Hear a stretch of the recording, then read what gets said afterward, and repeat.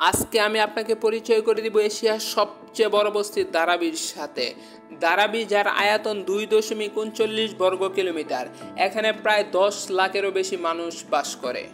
বস্তির মতো সরুগলি, অন্ধকার খুপড়ি ঘর এবং নোংরা ড্রেন এবং দুর্গন্ধ টয়লেট দেখতে প্রতি বছর হাজার হাজার পর্যটক এই বস্তিতে ভিড় করে। কৃষ্ণা পূজারী নামে এক লোক 2005 সালে রিয়েলিটি ট্যুরস এবং ট্রাভেলস নামে একটি কোম্পানি চালু করেছিলেন, যেখানে শুধু কাজ ছিল গরিব লোকদেরকে বস্তিতে ঘুরে ঘুরে দেখানো।